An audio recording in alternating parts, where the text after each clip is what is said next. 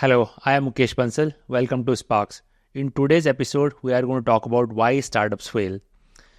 In this podcast, so far, we have talked to many entrepreneurs. We tend to talk about all the successful journeys. We only talk to people who have survived, who have gone through ups and downs, managed to not fail in the process, and then we look back and try to see what are the tools and principles these folks have used to be where they are.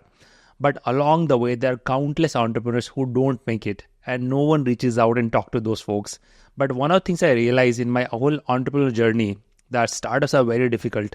They are full of setbacks, numerous failures, which I think are not discussed enough. Why should we talk about startup failures? Because there's so much to learn from those. Anyone who is embarking on startup journey has to realize that odds are absolutely against you. Most likely your startup will not work out, but you will still learn so much along the way. And if you're aware of why typically startups fail, you will be able to do something about it during your startup journey and therefore increasing the possible odds of success.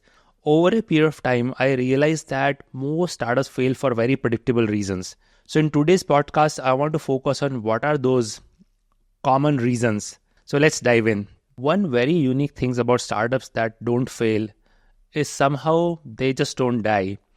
I'm reminded of this quote from Charlie Munger, which said, "All I want to know is where I'm going to die, so I will never go there." I think the quote is so appropriate. He said that in the context of investing. He realized that when markets are going great, all investors get carried away. They start investing in unfamiliar areas, significantly increasing chances of not understanding exactly what they are doing, how markets will pan out, and of course they end up losing a lot of money in the process. So what he's trying to say that if I know that these are the kind of mistakes I tend to often make, I will just avoid those. If I avoid those, then there is no chance for me to die. For example, one can say that in a startup world, if you are going to build a startup in an area which is very familiar to you, the odds of success will be much, much higher compared to building a startup in an area which is you have no clue about. Now, chances are, when you follow that pattern, trying to build something that you have absolutely no clue about, you don't know what you don't know. You don't know what are many different things which might be challenging about that domain. And therefore, your odds of succeeding are probably much, much smaller compared to what you have in-depth understanding of from many years. So a lot of startups, they just figure out how not to die. I remember in my early days in Myntra, there's really not a whole lot that happened in first 4 years. We were trying one business model, puttering along, not really going anywhere. We'll try something else. In some of the more difficult days, I will just keep reminding our team that whatever happens, we'll just not die. Let's get past this year. Let's get past another year, and most likely something good will happen. And something good did eventually happen after 4 years when we had finally pivoted into fashion. Mobile internet in the country was taking off, and finally Myntra, as we now know it, was born. I remember one conversation with Ashish Hemrajani, who is founder CEO of Book My Show. So during pandemic, many businesses were struggling, but some of the worst hit businesses were fitness business that I was involved in and movie theater business that Ashish was involved in. Both these businesses have this unique characteristic of you herd a lot of people together in a closed space. And if anything, that the government and authorities wanted in pandemic to not let a lot of people being herded together. So of course, they went after gym businesses and movie theater business and made sure that these were the first to shut down and are going to be last to open, which obviously created huge stress for fitness and movie business and other similar businesses. So when I was talking to Ashish, he said, "Mukesh, we are at Book My Show. Our culture is like that of cockroaches. Cockroaches have this unique ability; they just don't die. Whatever happens, floods may happen, earthquakes may happen, fire will happen, but they always survive." And he said, "We are like that. We will maneuver our way around that, and they've done this, amazingly well. If you're going to be on startup journey, at some point you are probably going to stare death right in the eye, and being able to dig deeper and find this resolve within you is probably going to serve you really well.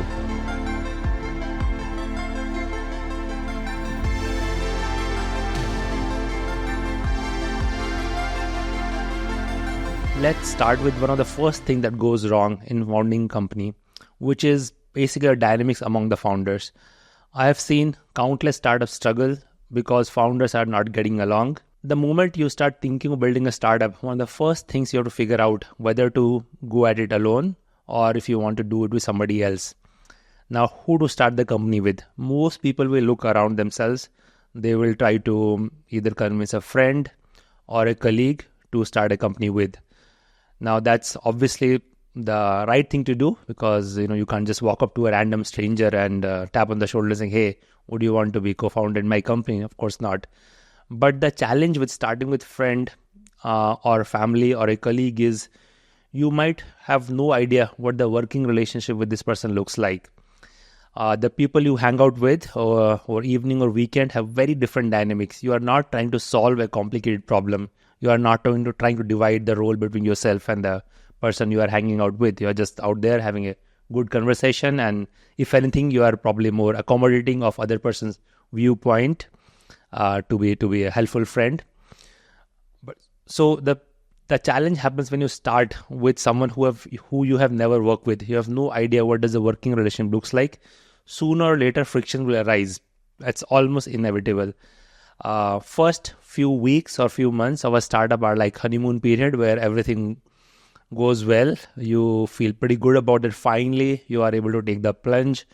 You are able to pursue your dream. Most people around you, hopefully at least in this time, will wish you well. Some of the friends, family might even contribute to angel funding. So things are going well. And then you start to run into all the obvious challenges. First and foremost, you probably will not be able to figure out what is the product to build.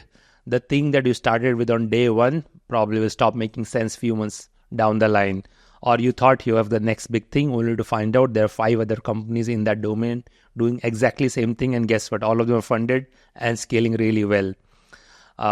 Or where to start? Do you want to be an online business or offline business? Do you want to be B2C, B2B, start in Bangalore or Delhi, or you want to go after affluent customers, or you want to start at the more mass positioning, and so on. And there's obviously no right answer. No one knows.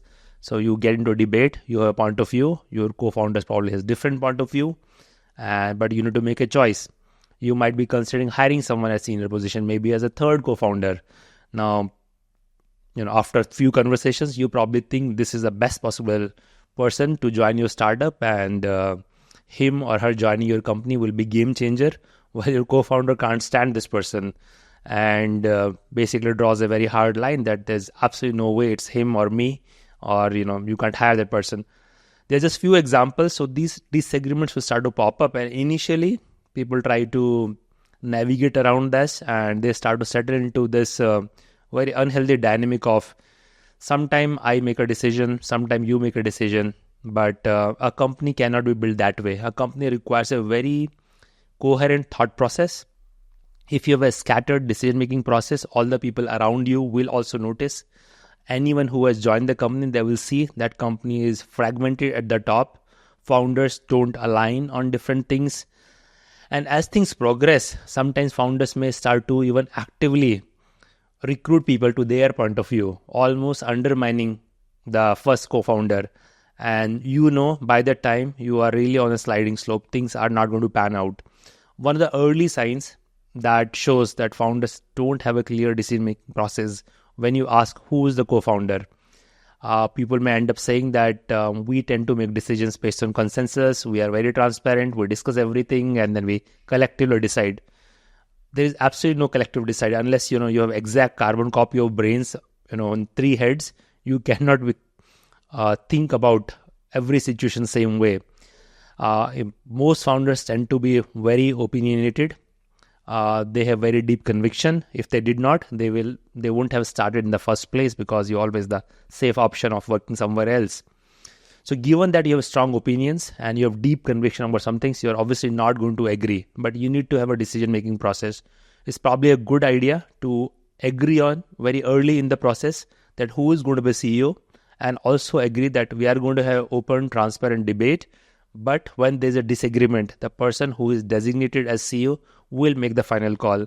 Now, I'm not saying you need to have formal titles early on, probably not needed, but the job that CEO is supposed to do should be assigned to someone, and the other co-founders, they should respect the decision of the person they have chosen to be leader, at least for making decisions where there is no consensus on what you're trying to do.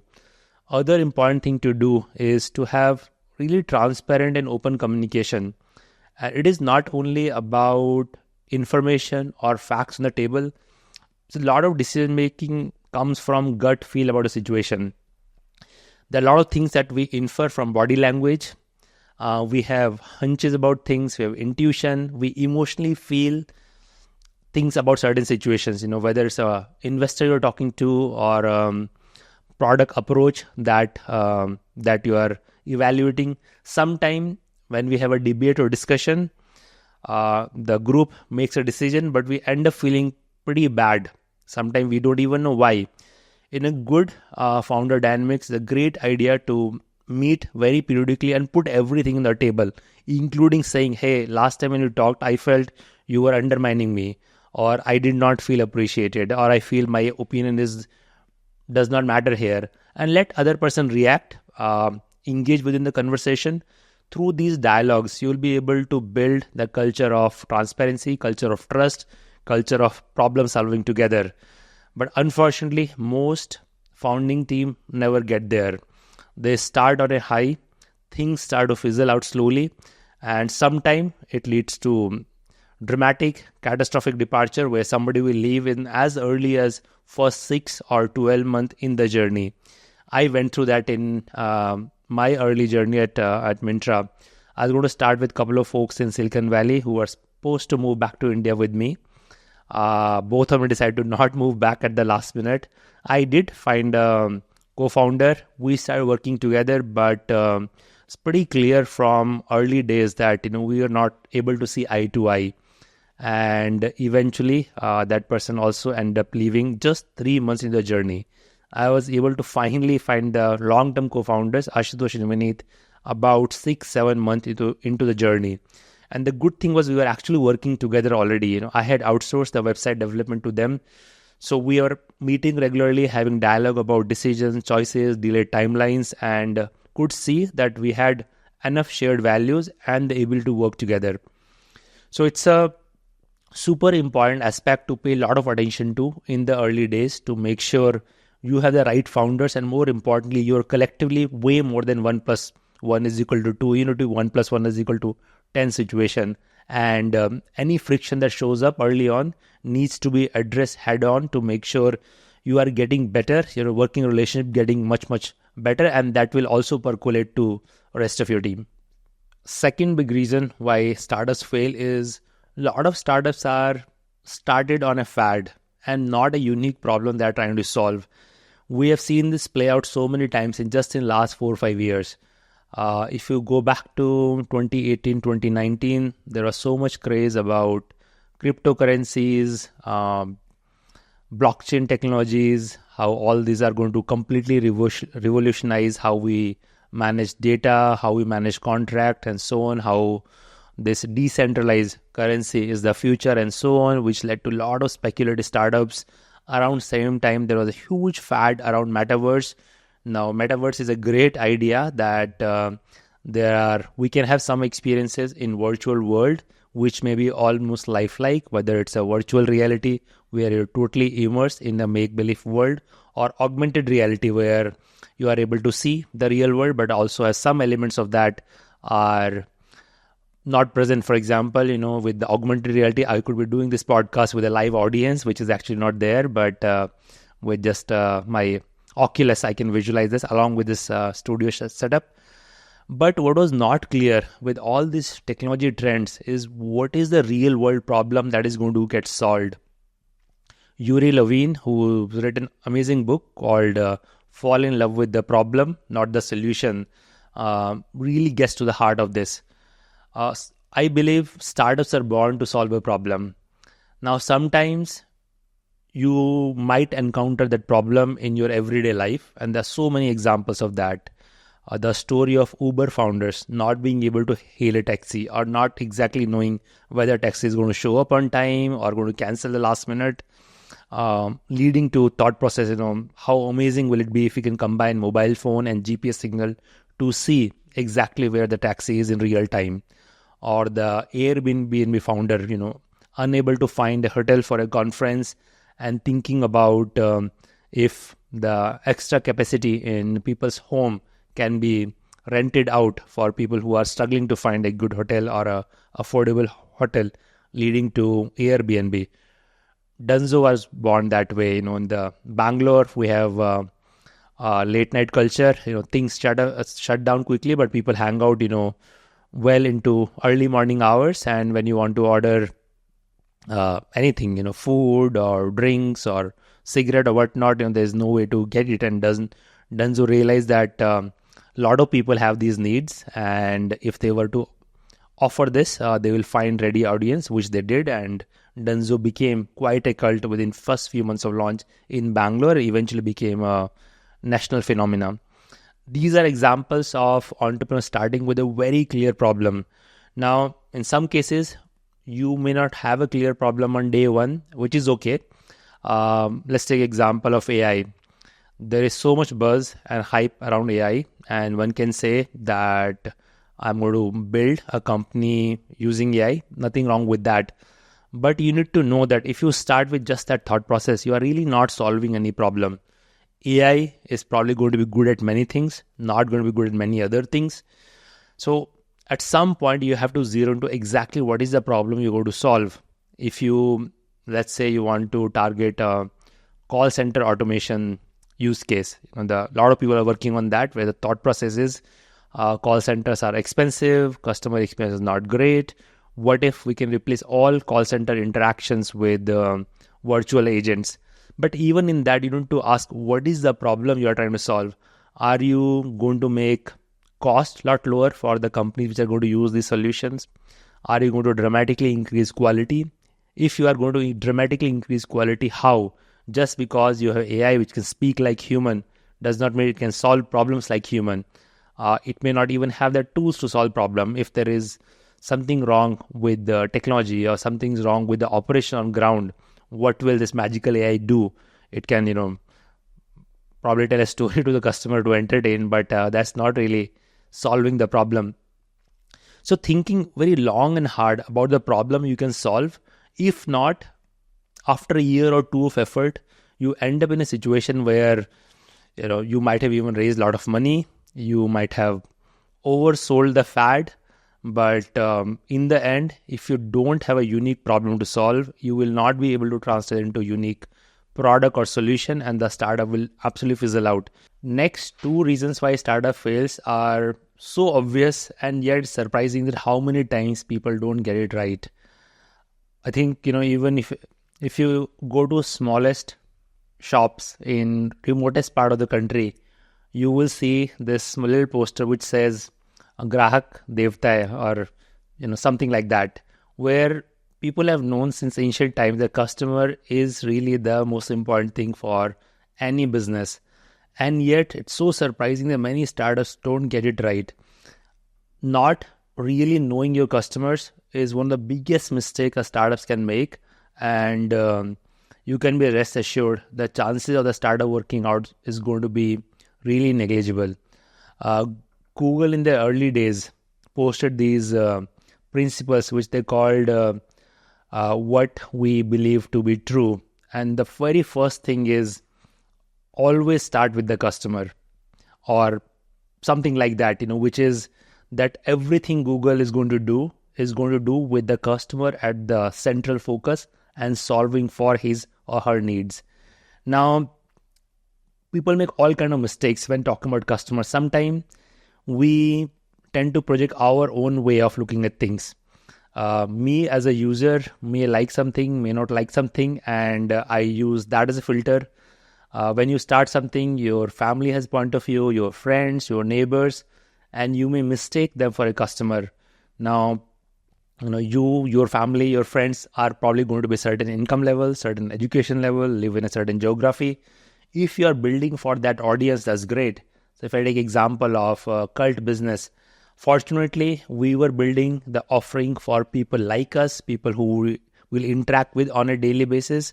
So that's amazing. We can get feedback from these folks. But let's take example of Misho.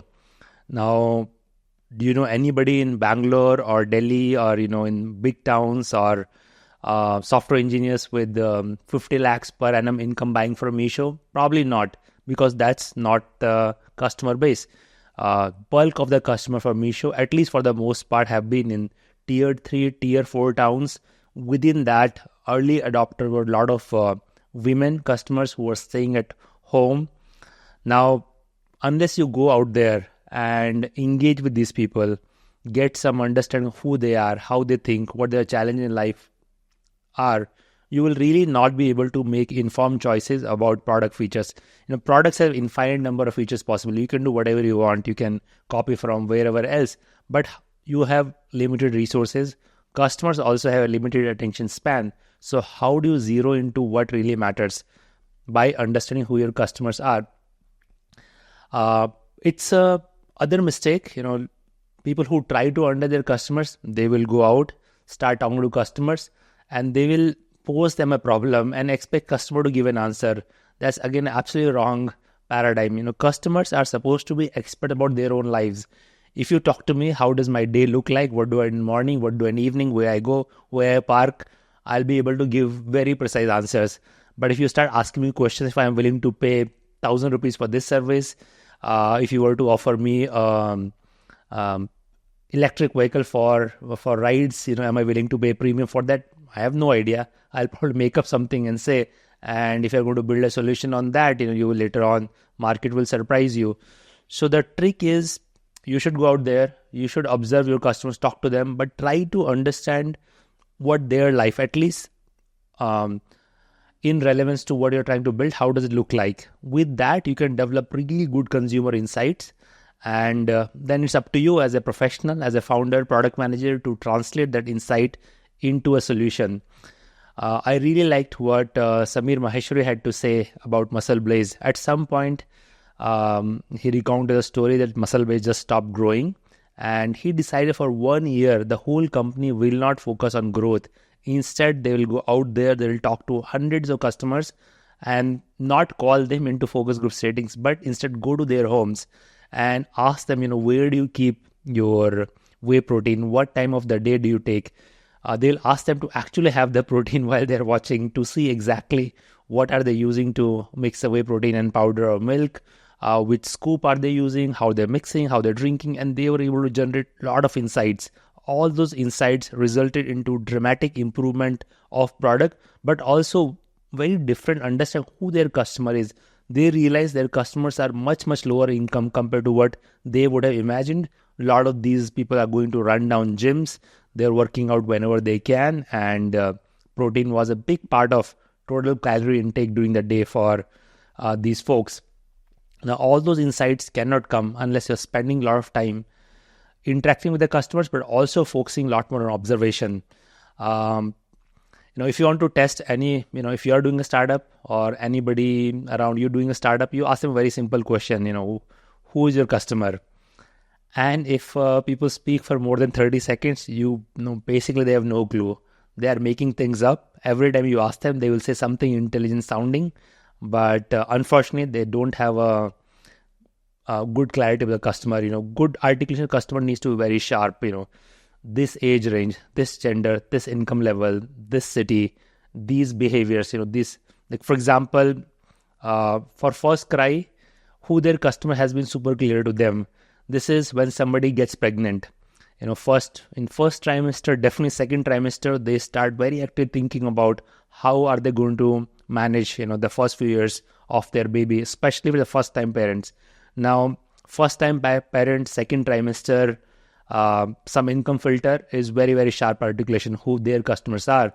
And if they are able to catch them at the right time, build relationship and trust, it will translate into sustained business over next few years. And as they expanded their product offerings, probably, entire childhood years of the kid, translate to dramatically enhance RPU by being super clear instead of saying all mothers or all kids being their target customers.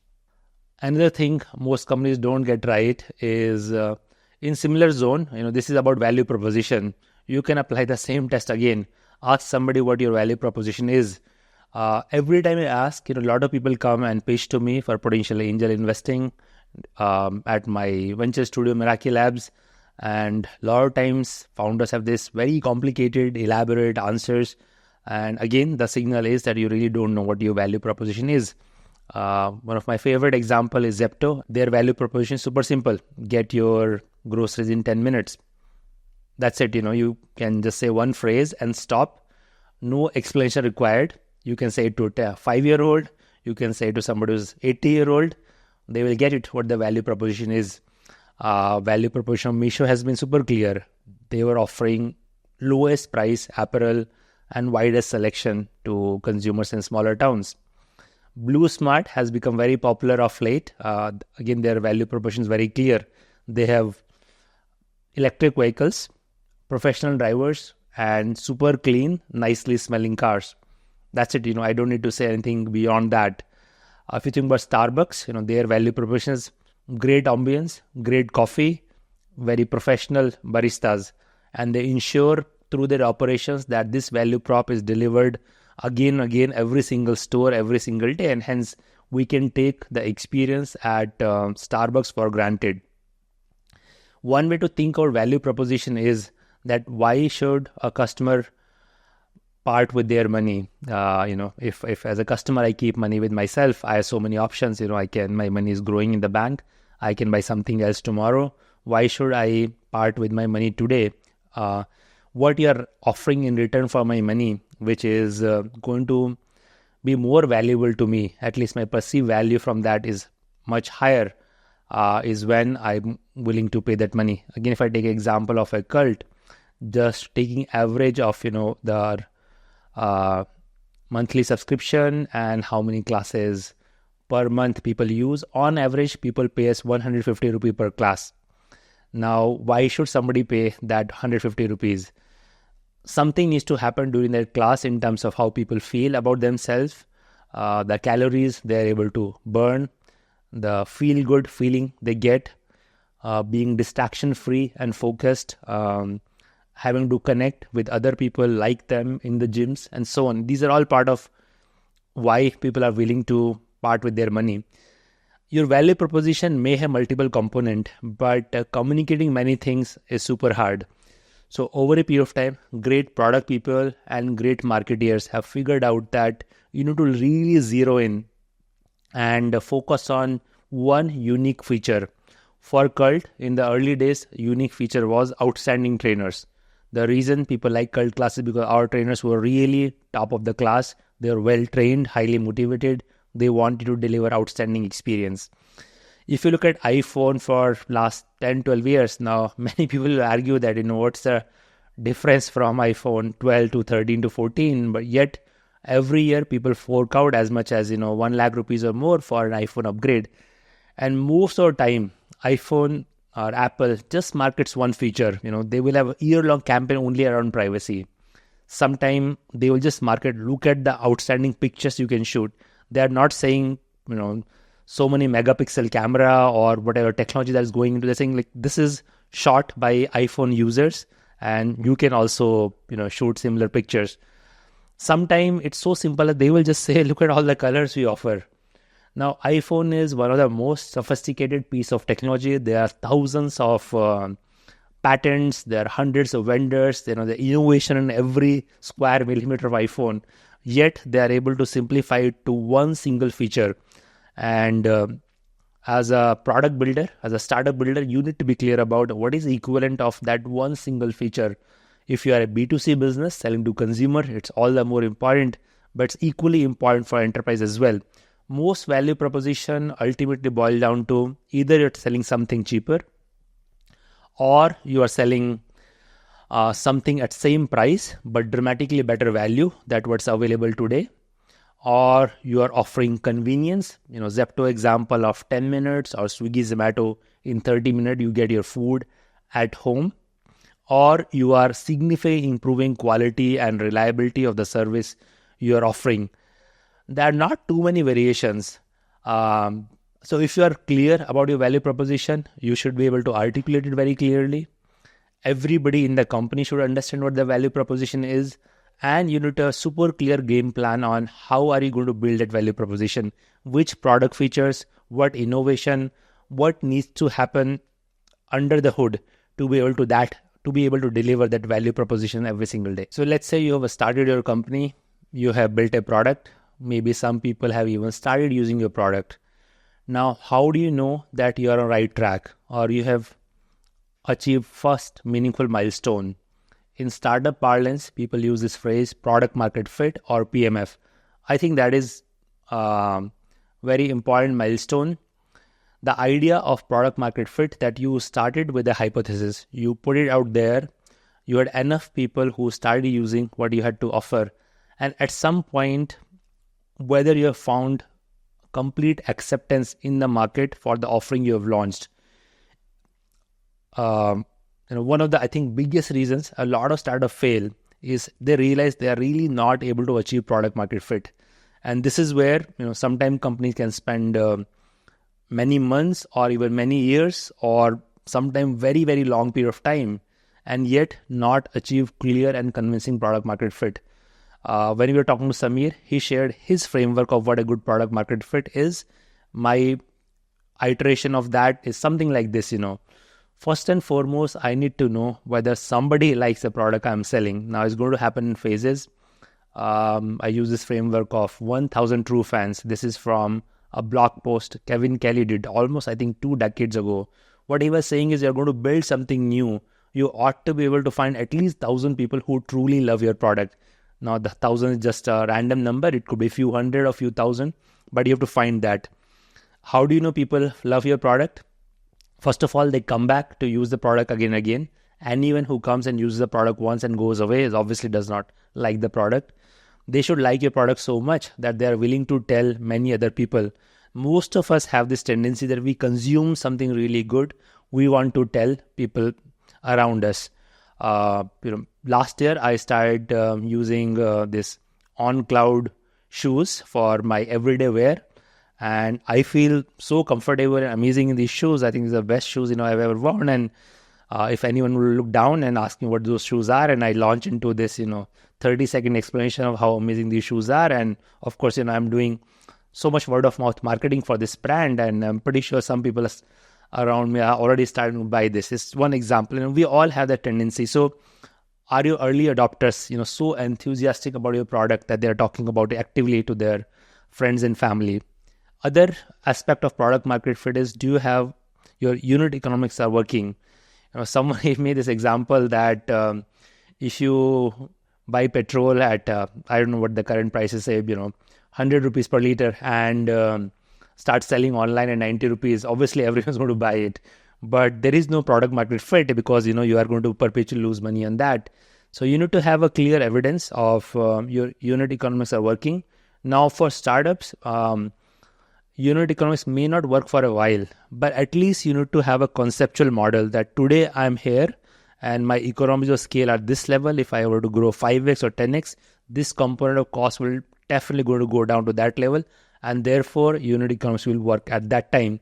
But at least very strong conviction that it's either already working or going to work at some point. For us, huge benefit at Cult was that the unit economics were working from day one.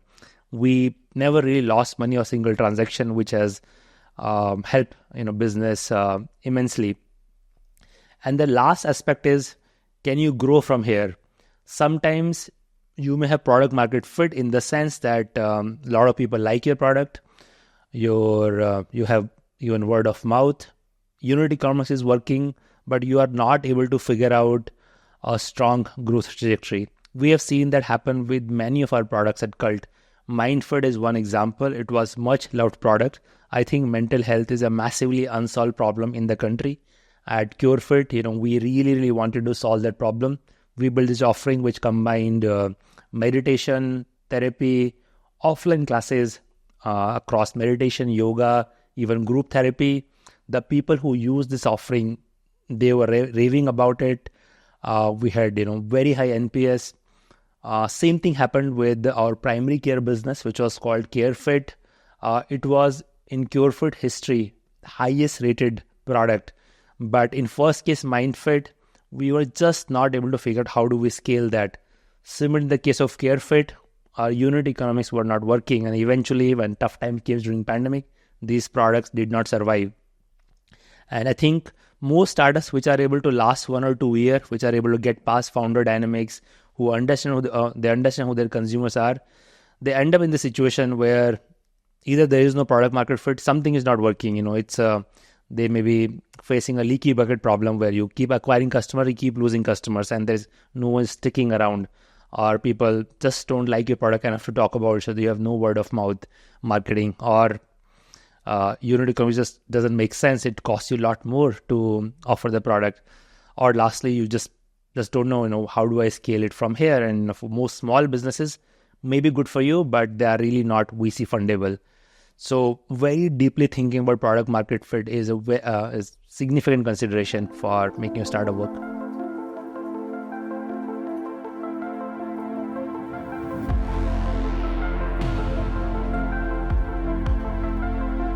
No startup discussion is complete without talking about funding. It used to be that people will build businesses very slowly, organically, let the profits from the business accumulate and slowly expand. But last 15 years or so in India and about 50 years or so in Silicon Valley, with the rise of venture capital, we all have access to much broader pool of capital, and people can think of building world-changing companies in 5 to 10 year time frame. But that also means that think about fundraising very carefully. And one of the most common thing that goes wrong with many startups is just navigating this whole fundraising equation, and it goes wrong in many different ways. First and foremost, you obviously need the capital. How should one think about that? Sometimes people start reaching VCs even before even before you have quit your business.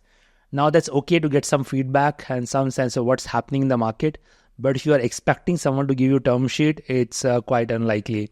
See, one of the very first thing VCs look for, does this person has enough conviction in the idea?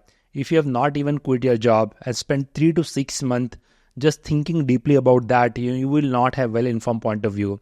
There are a lot of basics you need to understand about whichever area you are starting in. How does the market look like? Who other players are? What do consumers think? What is the rate of change of technology, and so on. When you talk to a VC from a very well-informed vantage point, where your conviction and passion comes through, you have clarity about the founding team, you have clarity about who the CEO is going to be, you are able to articulate your value proposition. Now, it may not be completely proven, but at least you have done enough field work to be able to triangulate from whatever you observed to put together a high convincing case.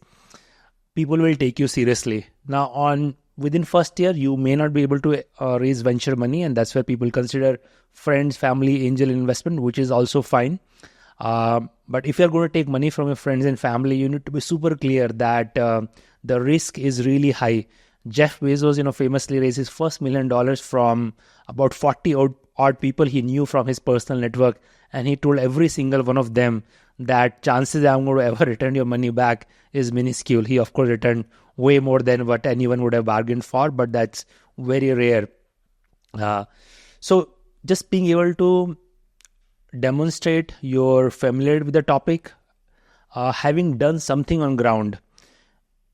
If you built a prototype, put it in front of consumers, you observed keenly, collected some unique insight. When you go out and pitch for VCs, most of them are going to bet on you. Now, how do you demonstrate you are somebody who is worth investing in? People will, sometimes they will look at your credentials, but more importantly, what you have done in the recent past, what kind of risk you have taken, whether you have familiarity in this domain. Let's say somebody who has worked at Flipkart for 5 years and is starting an e-commerce or marketing optimization or supply chain company will be taken that much more seriously because this person already has that experience. And as a result, we have seen dramatic number of entrepreneurs come out of Flipkart Myntra ecosystem, from Ola ecosystem, some of the other successful companies like Swiggy, Zomato, etc. So having done your tuition by working, in the right environment, learning about the domain, learning about the basic tools will give you the language, will give you the ability to tell your story that much better. And having done your homework on ground will give you all the relevant facts, so that when you are asked a follow-up question, you are asked to explain something, you will be able to go into a lot of depth and talk about it. If in your pitch you are not able to answer obvious questions, or things fall apart on a just very brief questioning, no one is likely to take you seriously. Other thing about fundraising is, funding is not always available when you want it. So when you start, I think you should probably give yourself a couple of years of runway somehow. Now, one way you can do that is by just, having ultra lean budget, where you are really not taking any salary, not giving any salary, pursue someone only to work for equity, or you raise a small angel round but make the money really last.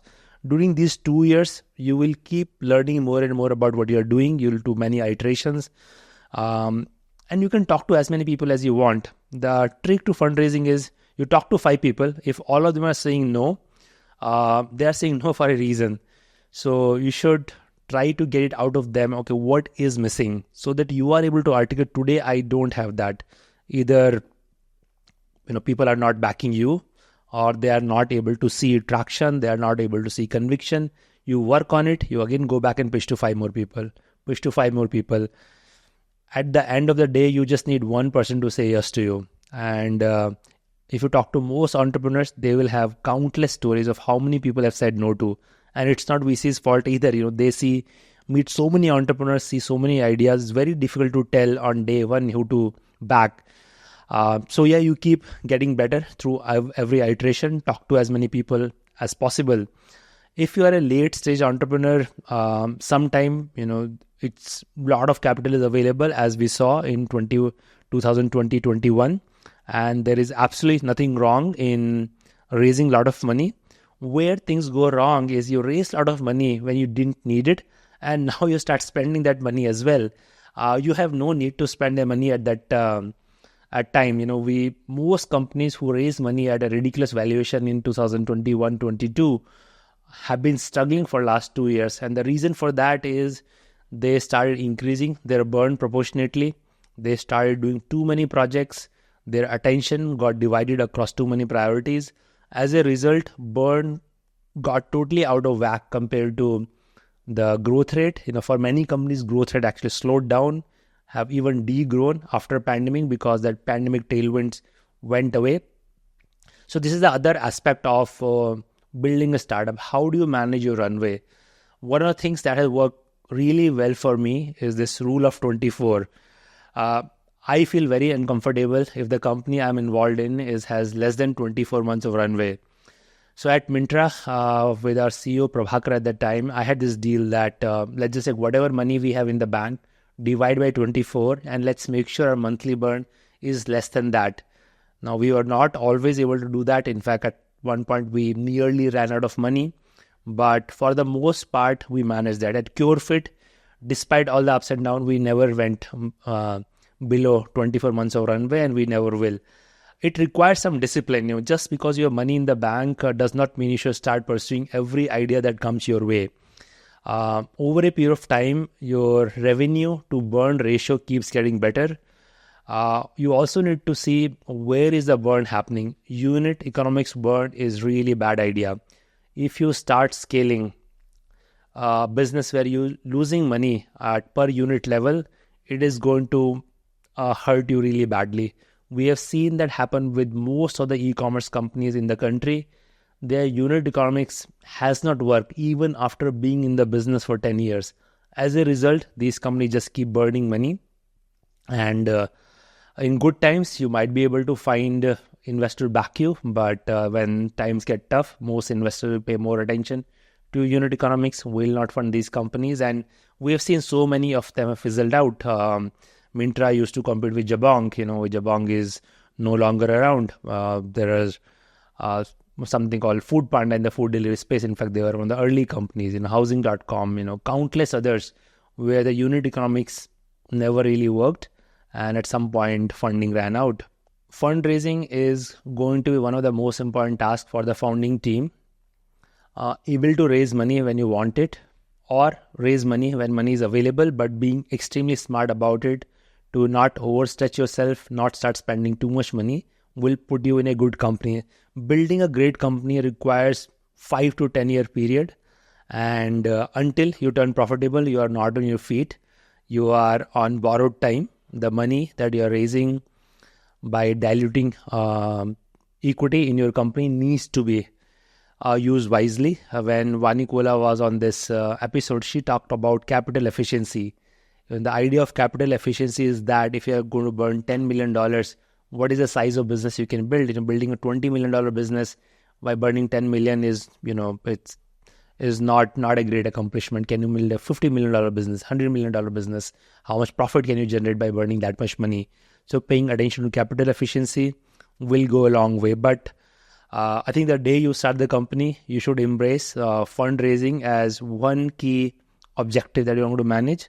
As your storytelling gets better, the more your storytelling is rooted in facts, the more you are personally convinced. Every time you go pitch, whether to VCs or prospective customers or your team members, if you have genuine conviction, people will see through this. And if you're lucky enough to raise some money, make sure you manage the runway well.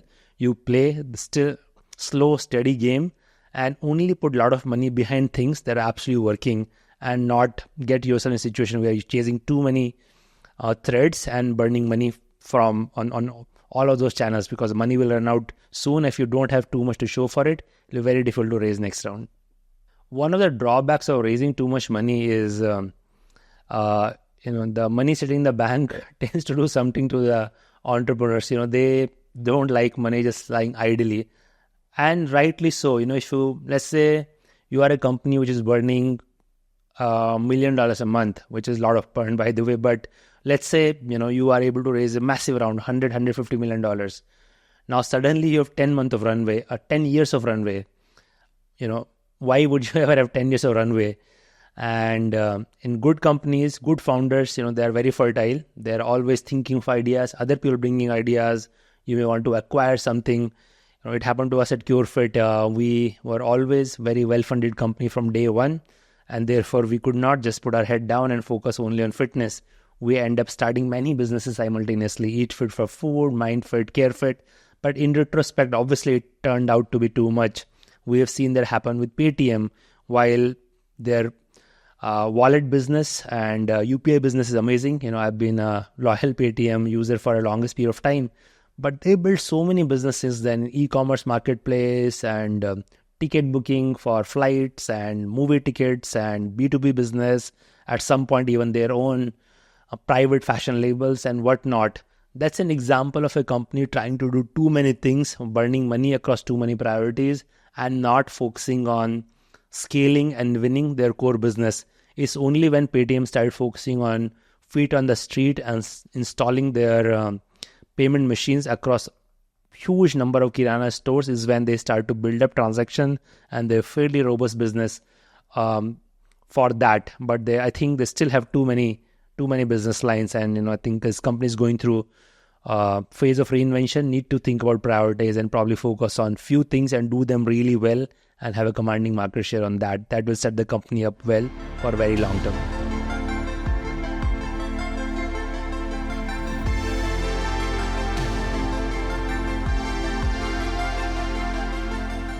At some point when startups start to scale, staying disciplined is very, very hard.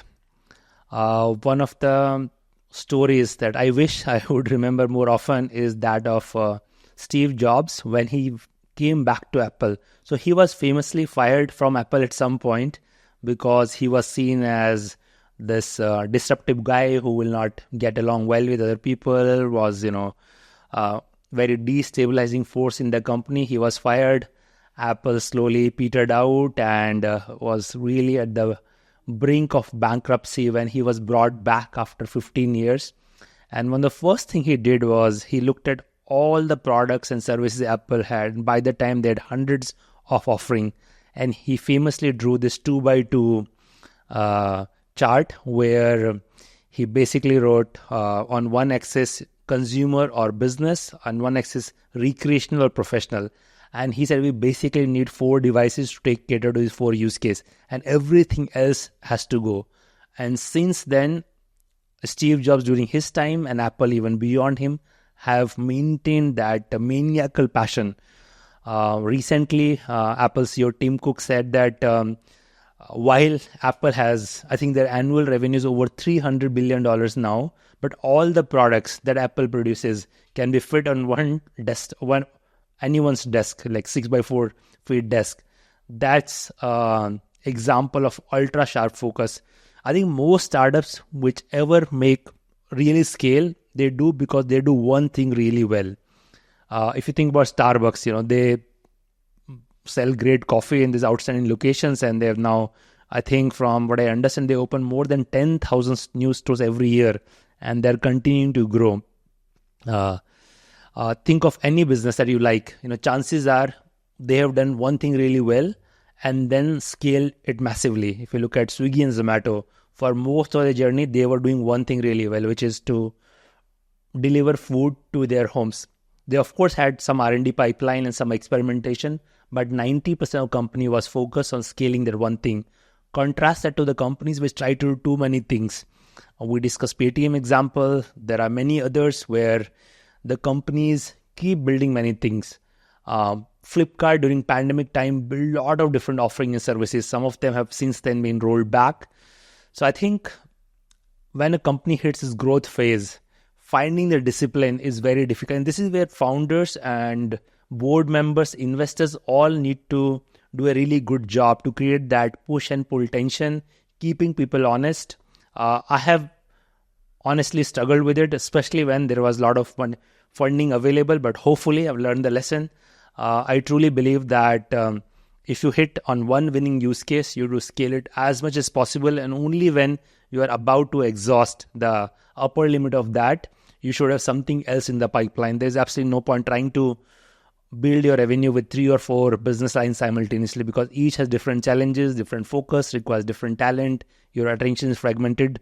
So the companies that don't realize, especially the companies who start to hedge in early days, are absolutely going to struggle. In the early days, you have very few resources, you have limited attention span, you are trying to make product market fit happen with limited budget, to make unit economics work.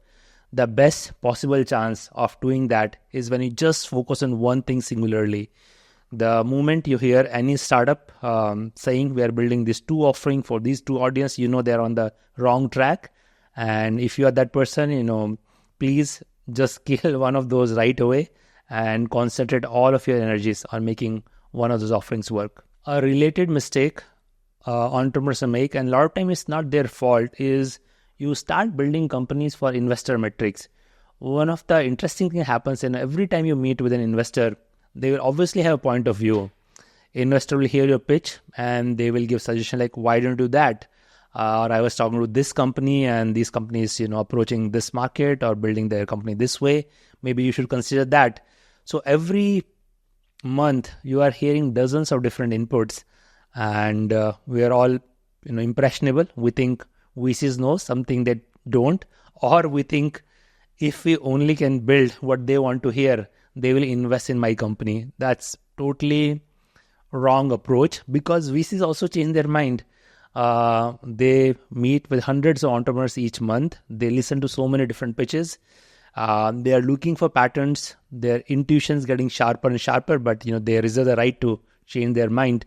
So if you get too much persuaded by what a VC is telling you and you build that, go back to them after 6 months, they might have moved on by that time, or they might have realized that it's a dead end and not going to happen. So I think, yes, you should listen to anyone who talk to, especially VCs.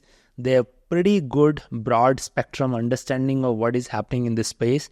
They will be able to point you to a lot of interesting companies in this space that you can learn from, who can be a potential partner and so on. But whatever you hear, you have to filter that with your own conviction. you need to believe that there is something you know about that space that no one knows, not even the VCs. If you have that conviction, people will see to it. You will be able to stay on a path. One of the worst thing you can do as a startup is keep pivoting every 3 to 6 months. That is guaranteed recipe to failure. If you are not able to build something over a couple of year period, there's just no way that it will add up to anything meaningful. So yes, listen to VCs, but filter all the inputs and ultimately back what you truly believe in, informed by what you might be hearing from people who have better understanding of the market. If you are able to navigate first few years of the company, you have achieved product market fit and you are starting to see some signs of growth, at some point you will face enormous pressure to grow. When you think about late stage investors or even middle stages, people who come in series B and C, they look at the growth patterns. What is a growth pattern? You are able to show that your company is growing month over month or quarter over quarter, and all companies who eventually make it big have this 2 to 4 year period where they have this consistent, steady growth, which may be as high as 10 to 20% month over month. And these growth rates add up. When by the time you achieve product market fit, your revenue will be fairly small. Let's assume it's $500,000, which is pretty meaningful revenue for product market fit. But from there to go to $100 million business, you need to grow 20x. Growing 20x requires growing steadily for a long period of time. This is what's known as an inflection point. And a lot of startups will be anxious to get to this point, keen to hit that growth trajectory. But this is where one thing often goes wrong for a lot of people is you may have product market fit and your contribution margin may be working, but barely so. And the moment you start to press the pedal, your costs start to go up, customer acquisition costs go up, your conversion starts to drop because you are spending money to get low quality traffic in. If you're in B2C consumer, if you're a B2C business, or you're getting low quality leads for your B2B business. And the moment your growth trajectory shifts, your unit economics may go into negative. Now you may do some mental modeling and convince yourself that things will again work when you achieve much bigger scale. Unit of scales will play out. Unit of economics will play out for you, but it doesn't happen all the time. And the moment you start to grow, your burn also starts to grow, and that's huge mistake. I think that is really kiss of death for most companies. If your burn is scaling proportional to your growth, it's you can get away with this in the good times. There people may be willing to ignore your unit economics and profitability metrics, but sooner or later someone is going to pay attention to that. A lot of investors today, they have learned their lesson for last 3-4 years. They really pay huge amount of attention to unit economics. So I think in general, scaling a CM negative business is probably a bad idea. If you can avoid it or very tightly constrain it, where you are measuring everything and going from one phase to next in a very careful, calibrated manner and super clear about what you are trying to prove and in what ways you see unit economics will improve. If it doesn't improve, you are going to put circuit breaks on. Today, Cure.fit is in a high growth zone, but for us, every new center we open, 3-year capex payback is a critical metric for us. We constrain all growth by that. If you are not able to find location or rentals where we have very, very high confidence of being able to recover capex in 3 years, we don't open that center, which may reduce the growth a little bit, but will not be burning money with a bad center, which will serve us really well in the long run. As a startup founder, you're always dealing with problems. You are trying to recruit people. You need to find money for your company. You need to build a product that customers love. You're dealing with customer complaints. It is one crisis to another. And if you're lucky, you keep solving, you avoid all the mistakes that we have talked about, you probably have a company which is going to amount to something. But there's one critical ingredient that in addition to everything else, you need to pay attention to. There is no company without a coherent culture. I learned that very early in my Silicon Valley days. I had two contrasting experiences. There is one company which was really well funded. I think it has a product market fit, lot of promises about disrupting IT services, but very toxic work environment. There, everybody was working at cross purposes. There was open politics among the VPs in the company. They were trying to create camps, align people with each other, actively encouraging people to sabotage what somebody else might be doing. What's the other company where I spent much longer period of time? I don't think that company ever achieved product market fit, but I had so much fun working in an environment. Everything was transparent. People know what exactly what's going on. They will come out of your way to help each other. And interestingly, we had some common people in both companies. So what was different? It is the culture that the founders have built for the company. As I started reading about building companies, cultures in the organization, I came across books such as Built to Last, Good to Great, HP Way, how Hewlett Packard built a very unique culture, which was way ahead of its time in 60s and 70s. A lot of late Silicon Valley companies borrowed from that culture. Google was able to take it to a different notch altogether. They talked about company culture from first principles and borrowed a lot of inspiration from academia, which tends to be have a lot of freedom and a lot of autonomy. No one really watches you. Professors pursue the topics they want to pursue. There is some governance and some accountability, but no one is micromanaging you or building a lot of rules on a day-to-day basis. Over a period of time, I realized that what makes Silicon Valley so unique is this focus on building a culture which is rooted in the idea of meritocracy. You can be 25-year-old and CEO of a company and no one will blink an eye. There's really no obvious hierarchy.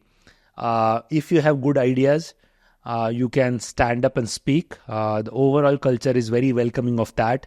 There is a lot of autonomy and freedom. No one is watching your hours when you show up at the work, when you leave, and many other things. People are continuously tinkering with the rules. Netflix is outstanding example. After his 2 startup experience, finally, when Reed Hastings started Netflix, he wanted to build a very different type of organization. Recently, there's a book on Netflix culture. It's called No Rules Rules. As the title implies, Netflix believes their only one rule is there are no rules. Hence the title. And they have taken this to next level by thinking very deeply about how to create an environment where the best people in the world want to work there, where they're having a lot of fun working in that environment and are able to do best work of their life. Now, this is all not going to happen by accident. Someone needs to do deep thinking about that. So as a startup founders, you need to embrace that while you are building a product that consumer is going to use, your other product is the organization and culture that you are building. Steve Jobs said that towards the end of his career that he believes his biggest creation is the culture that he has created at Apple. Peter Drucker's statement about culture, we eat strategy for breakfast any day, again goes to the heart of this sentiment. I think when I got involved with my Mintra journey, I was very focused on ensuring that we are paying enough attention. We are super clear about what kind of culture we want to build and nurtured it through a deliberate process again. I've continued to do that at Cult.fit. Any other companies I end up working with, I very actively encourage them to pay a lot of attention to the culture they're going to build. This is kind of organization foundation which is going to live well past the founders or initial set of employees. Once a culture is set, it's very difficult to change. That also goes to human nature. We all adapt ourselves to any new environment we go in, and culture is that invisible environment which is going to affect everyone's action, whether people speak up or not. It's not because of who they are, it's because of what is the culture in which they found themselves in. Over a period of time, I have created a very simple framework about articulating your intention about culture. I call it org constitution. Just like countries have a constitution to decide how things operate in a company, you can create an org constitution. A lot of people do it different ways, but at the end of the day, it boils down to what you really believe in and articulating that clearly. What is the purpose? Why does your organization exist? What do you really believe in? What core values you want to actively encourage and role model in your everyday behavior? What rituals you want to have for your company? Google has this TGIF, thank God it's Friday. Every Friday afternoon, whole company gets together. They present work that happened last week. They can ask any question to the management team and have a grand party in the lush lawns of Google campus in Mountain View. Companies invent their own vocabulary. Amazon has this idea of door desk, which is a ritual they created where early employees were supposed to, instead of being given a desk, they were supposed to go to Home Depot, buy a door, literally a door, and come back to office and nail 4 legs into the door. And that desk was 1/10 the cost of a desk you'll buy. And that is very visibly reinforcing that at Amazon, frugality matters. They want to save every last penny so they can pass it all on to customers and give them best possible price. So whatever kind of environment you want for your organization, you need to actively think about it. You need to put in effort. You need to translate that into some kind of document or constitution, code, or principles.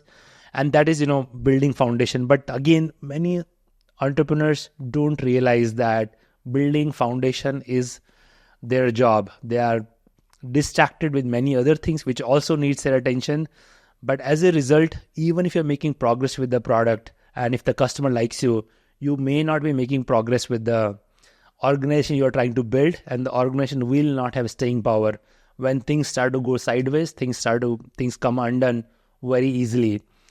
So this is probably the last reason. Today I'll talk about why startups possibly die. But if you look back, failure is always going to part and parcel of a startup life. But I think, as people say, failure is the greatest teacher, which I do believe it is, because failure puts you way out of your comfort zone. It also tests your problem-solving ability. Our minds work differently when we are staring down the barrel versus we're in the comfort zone. So there are numerous advantages to the failure, and anyone who ends up pursuing a startup journey, irrespective of the outcome, will come out of it that much more informed and self-aware about who you are as a person, how you operate in different situations. Your learning curve would have accelerated dramatically. But if you pay attention to all the things we talked about today, these are not some rocket science ideas. These are very commonsensical things. Most startups face those. Good startups are able to figure out how to navigate these. And if you are able to avoid most of these pitfalls or detect these early and do something about it proactively, you will probably cut down your risk of failure by 90%. That's my belief. I'll continue to apply this principle to startups I am involved in. Hopefully, our batting ratio will be dramatically better than what startup which easily going to fall into any of these traps. So hopefully, there's some food for thought for you that you'll be able to apply back to if you're currently building a startup or intend to build one. Enjoy the startup journey. It's one of the best experiences of life you will ever have. Wish you all the best.